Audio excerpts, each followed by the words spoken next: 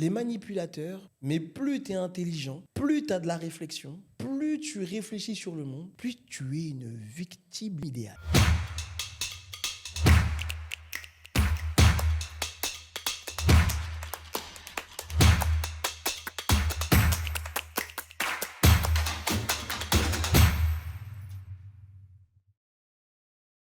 Hola todos, tudo bem. Bienvenue dans ce nouvel épisode du podcast Différent et alors. Je m'appelle Patrick Soulaï, je suis coach et mentor des esprits singuliers et je fais ce podcast pour les esprits singuliers afin que tu te sentes bien et que tu arrêtes de te taper dessus. Aujourd'hui, épisode très important, relation toxique lorsqu'on est un esprit singulier. Oui, je pense que ça va te plaire. Pourquoi je fais ça? Parce que ça fait 20 ans que je suis dans l'accompagnement. Oui, je sais, ça ne se voit pas trop, mais ça fait 20 ans. Et je suis coach et expert dans les sciences du comportement. Et mon but dans ce podcast, c'est de pouvoir te partager mon expertise et mon expérience pour que tu te sentes le mieux possible. Allez, c'est parti. Hola, Patrick. Hola, amis. ¿Cómo ça va? Ça va bien, bien et tout? Bienvenido. Bien, Bienvenido en este podcast Sí, que trata sí. de las relaciones tóxicos. Tóxicos. Comme las toxicomanis. Sí. Ok. Aujourd'hui, on va traiter donc des relations toxiques. Ouais. Franchement, encore une fois, hein, je suis un esprit singulier, donc les relations toxiques, je connais. Tu connais bien. Je connais beaucoup connais et bien. j'ai l'impression que quand on est un esprit singulier, on développe facilement des relations toxiques vis-à-vis des autres pour plein de raisons que tu vas nous partager aujourd'hui ou peut-être qu'on ne développe pas spécialement, mais Ouais. voilà, c'est toi qui vas nous le dire parce que c'est toi l'expert. Tu me mets la pression, il me met la pression. Non, esta es la presión de... Esta es la presión. C'est la presiones Sí. de los expertise.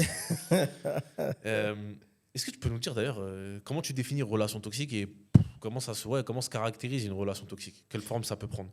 Alors déjà, commençons par la base, la relation. C'est-à-dire dans une relation, c'est un échange entre deux personnes. Et dans cet échange entre deux personnes, chacun reconnaît l'autre. Une relation toxique, c'est que l'un des deux ne fait pas le boulot. Et donc du coup, l'un des deux ne fait pas le boulot et reproche à l'autre d'être ce qu'il est. C'est ça une relation toxique. Pourquoi elle est toxique?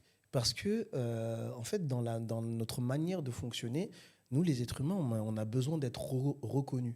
Alors, quelqu'un qui est avec toi et qui te donne au début l'impression de te connaître et à un moment donné va appuyer sur tes difficultés, c'est très toxique parce que du coup, elle est en train de te dire, toi, tu penses qu'elle t'aime, mais en fait, elle te dit...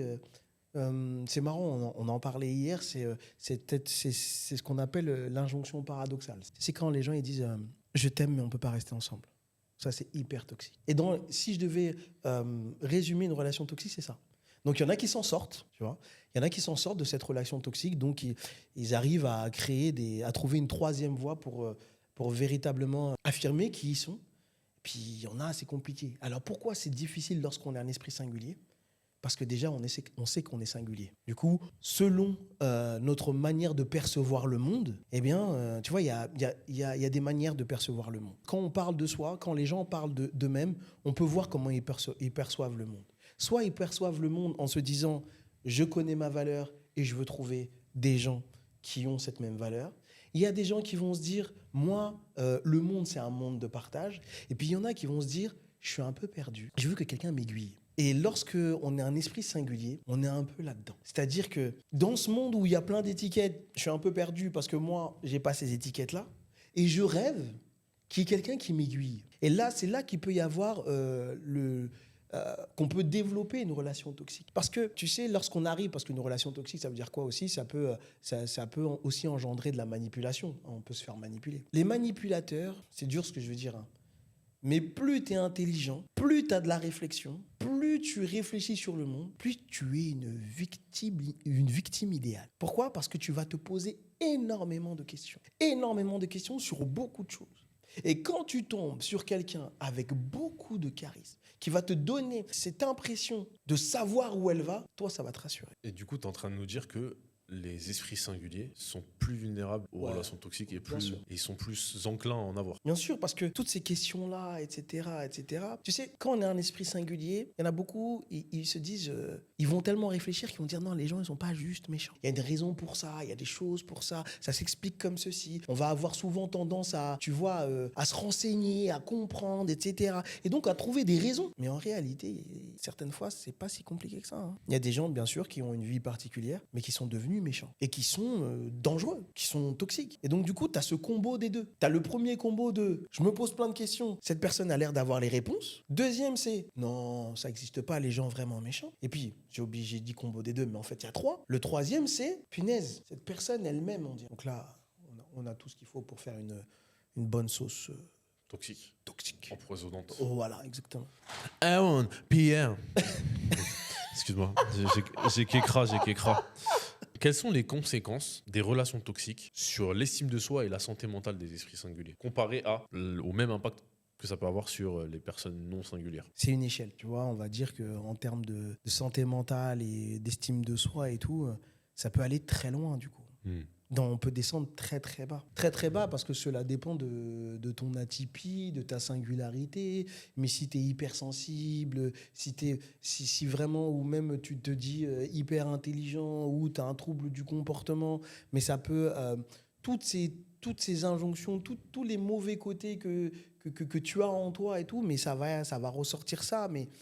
C'est ça qui va ressortir et ça va être très, très, très complexe. En fait. Parce que lorsque l'on est, on en a parlé dans le premier épisode, mais lorsqu'on est typique, même si j'aime pas trop ce mot, on a des repères, on a plus de repères parce que ce monde est fait pour les gens qui sont un peu plus typiques. Mais quand toi, t'as pas de repères, si tu peux aller beaucoup plus loin, donc ce qui est très dangereux et peut-être très difficile, c'est qu'on peut s'enfermer dans le côté dark de notre atypie. C'est quoi le côté dark de l'atypie? Par exemple, si tu es hypersensible, ton hypersensibilité tu vois, c'est comme si...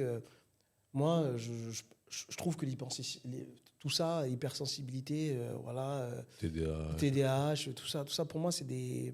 allez, comme je suis un grand enfant, c'est un peu des super pouvoirs, tu vois, mais que l'on doit contrôler, tu vois, que l'on doit apprendre, maîtriser, et puis surtout affirmer.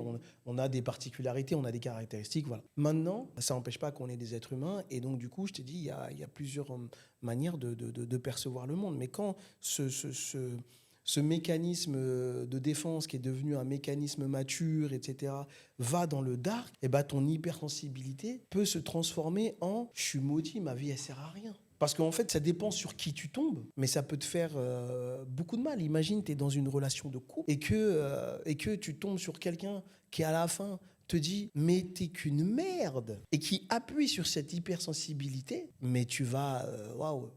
Quand je parle d'échelle, tu vas redescendre, mais alors très très bas. Ouais. Parce que tu auras mis, pour toutes les raisons que j'ai évoquées avant, cette personne hyper haut. Tu vois, parce que tu t'es dit, ça y est, il y a quelqu'un qui m'a vu. Et cette personne, je l'ai mis à un niveau hyper élevé. Ok. Il y a des signaux d'alerte à repérer quand Oui. on voit les relations toxiques arriver?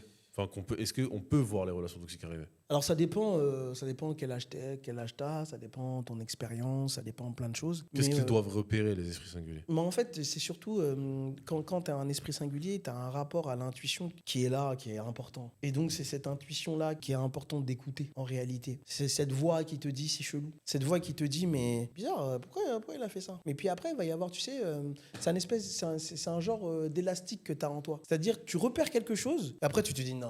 Et c'est comme si tu avances vers la solution, vers la personne, tu découvres la personnalité de la personne, tu vois.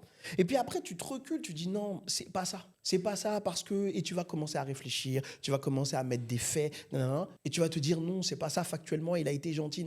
Mais au fond de toi, t'es pas bien quand t'es avec cette personne. Quand t'es avec cette personne, t'es jamais bien. Mais tu te dis, mais non, c'est pas... Quand ton corps, il est pas bien, mais que c'est ta tête qui te dit factuellement que cette personne, elle est bien, mais barre-toi, parce que ton corps, il est pas bien. Qu'est-ce que tu conseilles à nos auditeurs pour se protéger et éviter de retomber dans des schémas similaires? Ce qui est vraiment important lorsqu'on veut se protéger dans les relations, ce qui est vraiment important, c'est d'essayer de ne pas se mentir. C'est très important pour moi de ne pas rentrer dans une idéalisation. Et pour les personnes singulières, on aime cette idéalisation de la personne. Non, c'est très important d'apprendre à mettre les gens à la bonne place. Il y a des gens qu'il faut mettre à la bonne place. Alors, tu sais, là, on parle de relations toxiques, mais il n'y a pas que des relations toxiques. Il y a des gens qui vont te décevoir, mais ce n'est pas de leur faute. C'est toi qui ne les as pas mis à la bonne place. Tu leur as apporté ou tu leur as fait porter des qualités qu'ils n'ont pas. Et la relation toxique, c'est ce genre de relation, mais poussé à l'extrême. Ouais. Tu vois ? Donc, vraiment, je pense que ce sur quoi il faut vraiment travailler, c'est lorsque tu es en relation avec les gens, c'est arrêter cette idéalisation. Une personne peut être gentille et en même temps avoir plein de défauts, et il faut les voir. Il faut les accepter. Ça ne veut pas dire que ce n'est pas une bonne relation, etc. Mais à un moment donné, lorsque ton corps, lorsque tu ne te sens pas bien, pose-toi la question, qu'est-ce que c'est ? Est-ce que je n'ai pas idéalisé quelque chose ? Est-ce qu'il y a des étapes concrètes à mettre en place pour mettre fin à une relation toxique, si tu les as? Quand tu es dans une relation toxique, je parlais d'idéalisation, c'est que la personne, elle est le reflet d'une idéalisation de quelque chose chez toi. Donc, mettre fin à cette relation avec cette personne toxique, c'est de mettre fin en fait à cette idéalisation. C'est mettre fin à cette... il y a cette, je ne sais pas si c'est une expression, mais j'ai souvent entendu les gens ils croient aux licornes. Arrêtez de croire aux licornes, ça n'existe pas. Donc l'idéalisation qu'on peut mettre en place jeune parce qu'on a besoin de rêves, non, c'est pas comme ça. La vie, c'est mieux encore que l'idéalisation. Donc la première étape, pour moi, c'est pas lorsque tu es en relation toxique, c'est un travail à faire en amont. C'est vraiment un travail de tous les jours sur se connaître et savoir... qu'est-ce que j'idéalise dans la vie ? Moi, j'ai souvent idéalisé, par exemple, les mentors. Tu vois, les gens qui sont censés t'élever, etc. Je les ai souvent idéalisés. Et quand j'en ai eu, je me suis dit, bah non, en fait, ils sont des défauts. Et au début, je leur en voulais.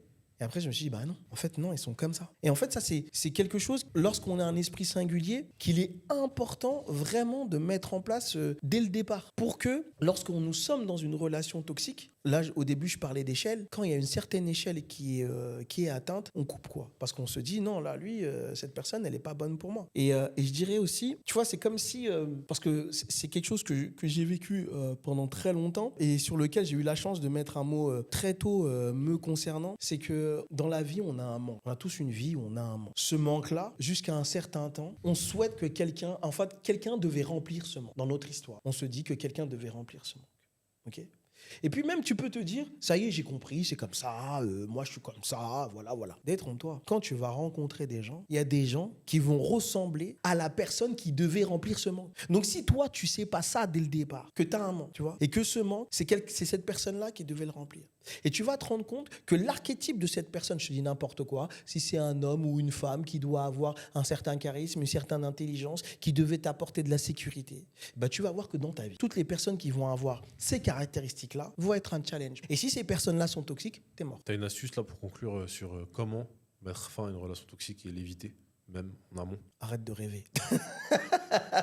La vie, c'est pas gratuit. La vie, c'est pas gratuit. Arrête de rêver. Et le manque... nous sommes des êtres de manque. On crée des choses parce qu'il nous manque certaines choses. N'essaie pas de remplir ce manque. Dans cet épisode, on a parlé des relations toxiques. Qu'est-ce qu'on a vu ? On a vu pour quelles raisons les esprits singuliers sont plus vulnérables que les autres. On a vu également pour quelles raisons l'idéalisation peut nous mettre dans le pétrin. On a vu également pour quelles raisons on doit faire très, très, très attention lorsqu'on est un esprit singulier et lorsqu'on rentre en relation avec les gens. Merci d'avoir regardé cet épisode. Oui, c'est terminé, mais ne sois pas trop triste, puisque je vais revenir très rapidement dans un nouvel épisode de ce podcast différent et alors avec le thème de pourquoi il n'est pas important du tout de se mettre des étiquettes lorsqu'on est un esprit singulier. C'est très important. Je sais que ça te parle, donc ne rate surtout pas cet épisode parce que comme d'habitude, on va aller en profondeur, on va s'amuser et puis on va parler de toi. Allez, ciao.